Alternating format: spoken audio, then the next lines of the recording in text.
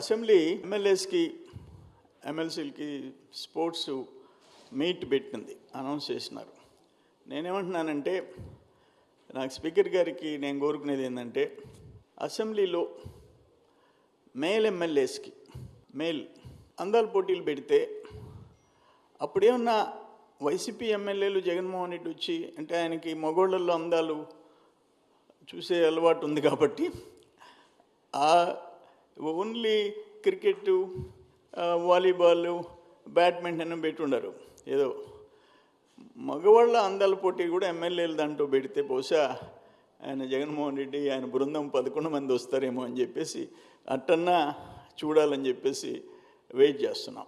శాసనసభాపతి speaker Ayyannapatrudu గారు ruling ఇచ్చారు. జగన్మోహన్ రెడ్డి ఆ ప్రతిపక్ష హోదా మీద ఆయన మాట్లాడింది, అట్లే ఆయన హైకోర్టుకు పోయింది.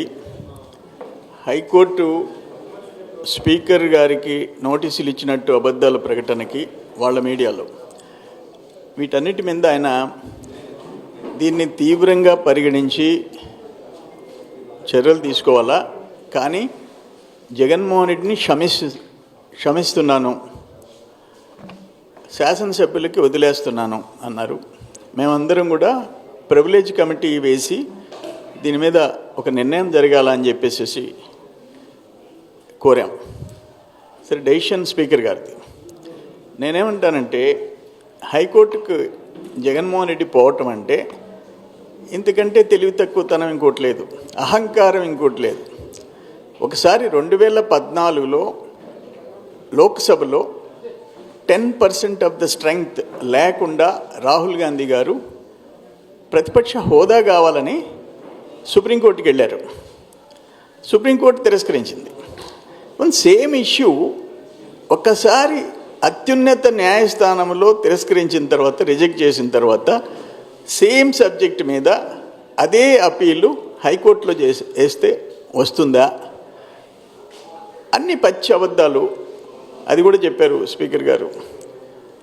అప్పుడు పి జనార్దన్ రెడ్డికి ప్రతిపక్ష హోదా ఇచ్చారన్నారు, పచ్చి అబద్ధం. ఈ విధమైన పరిస్థితుల్లో ఆఖరాన స్పీకర్ స్థానానికి కూడా గౌరవం లేకుండా మాట్లాడే పరిస్థితి వచ్చింది. డెఫినెట్గా నెక్స్ట్ టైం అయినా స్పీకర్ గారు ఆలోచించి చర్యలు తీసుకోవాలని చెప్పేసి శాసనసభ్యుల డిమాండ్ ఉంది. అట్లే ఆయన ఈరోజు ప్రెస్ కాన్ఫరెన్స్ పెట్టున్నాడు. ఆయన చెప్పాడు, ఆయన టైంలో 40 లక్షల మందికి ఉద్యోగాలు ఇచ్చానని. నేను లైవ్ చూసా. 40 లక్షల మంది ఉద్యోగాలు 19 నుంచి 24 మంది లోపల 2019 to 24. అంటే ఈరోజు మైనర్స్ పోనం 5 కోట్ల మంది జనాభాలో, చదువుకునే విద్యార్థులు పోనం, 18 ఏళ్ళ లోపల ఉండేవాళ్ళని పోనం, ఒకవేళ 4 కోట్ల మంది ఉంటారు. దాంట్లో 10% ఉద్యోగాలు ఇచ్చేసాయంట. 40 లక్షల మందికి ఉద్యోగాలు అంటే 40 లక్షల కుటుంబాలు సేవ్ అవుతాయి.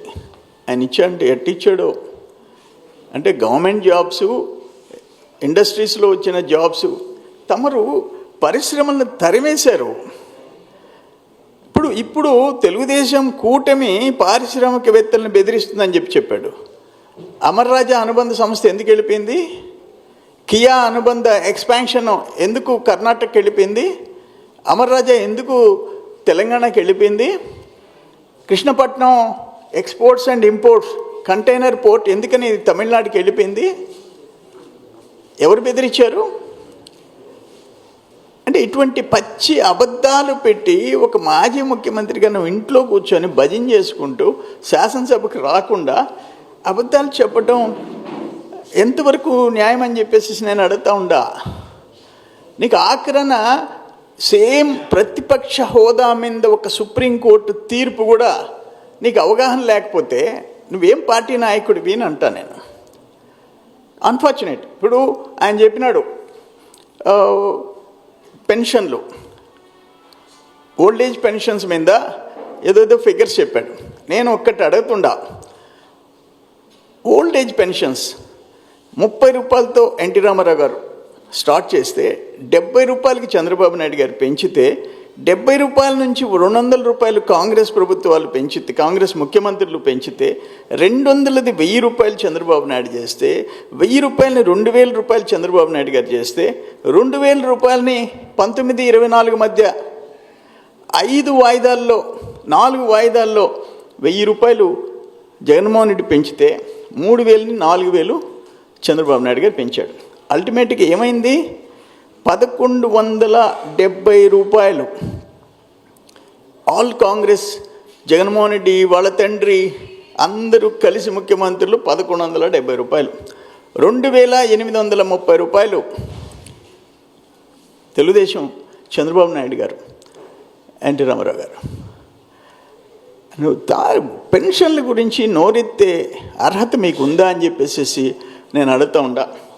సరే, ఫైనల్గా ఏంటంటే అసెంబ్లీ ఎమ్మెల్యేస్కి ఎమ్మెల్సీలకి స్పోర్ట్స్ మీట్ పెట్టింది, అనౌన్స్ చేసినారు.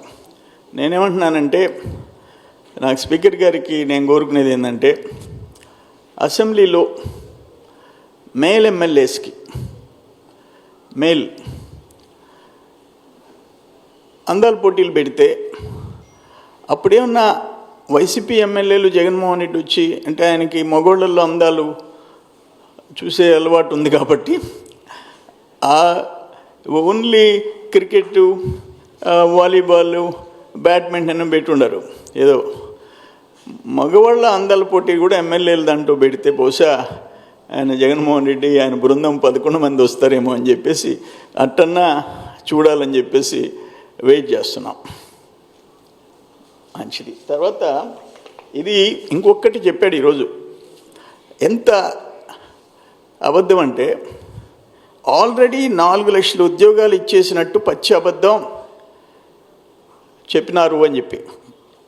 ఇది గవర్నర్ స్పీచ్, అబ్దుల్ నజీర్ గారు ఆయన ఇంగ్లీష్లోనే మాట్లాడినాడు. ఆయన ఏం చెప్పాడు? టు డేట్, ఈ రోజుకి investors have pledged investments 6.5 lakh crores with an employment potential of over 4 lakh jobs. అంటే ఇన్వెస్టర్సు 6,50,000 కోట్ల రూపాయలు పెట్టుబడి పెట్టేదానికి ముందుకొచ్చారు. దాంట్లో 4 లక్షల ఉద్యోగాలు వచ్చే అవకాశం వస్తుంది అని గవర్నర్ గారు చెప్పారు క్లియర్గా. పైన I'm proud to share that our efforts are already showing results. We are attracting global giants like Google, ArcelorMittal Steel Company, Tata Power, Greenco Group, BPCL, TCS and others with massive investments అని చెప్పి ఈ sentence to date అంటే ఈ రోజుకి ఈ పైనుండే investors 6.5 లక్షల కోట్ల పెట్టుబడి పెట్టేదానికి ముందుకొచ్చారు. దానివల్ల 4 లక్షల జాబ్స్ పొటెన్షియల్ ఉంది అని చెప్పి క్లియర్గా చెప్తే, 4 లక్షల ఉద్యోగాలు కూటమి ప్రభుత్వం ఇచ్చేసిందని పచ్చి అబద్ధాలు చెప్తుందని చెప్పి ఈరోజు ప్రెస్ కాన్ఫరెన్స్లో మాట్లాడతాడు. ఒక మాజీ ముఖ్యమంత్రికి ఉండాల్సిన, ఒక లెజిస్లేటర్కి ఉండాల్సిన లక్షణాలు కూడా జగన్మోహన్ రెడ్డిలో లేవు. నేనేమంటాను, తమరు ఏదో పుణ్యపురుషుడైనట్టు, మేము మ్యాక్సిమం ఎన్ని క్రైసిస్లో బ్యాక్గ్రౌండ్ లేని ఒక ఎంపీ కేవలం జేసీ వాళ్ళని ఏదో తిట్టాడని చెప్పి నువ్వు ఇస్తే, ఆయన చేసిన రౌడీజం వెళ్ళిపోయింది కర్ణాటకకి. నువ్వు వచ్చి పారిశ్రామికవేత్తల గురించి, పెట్టుబడుల గురించి, ఉద్యోగాల గురించి, ఉపాధి గురించి మాట్లాడే హక్కు జగన్మోహన్ రెడ్డికి లేదు. Okay, thanks.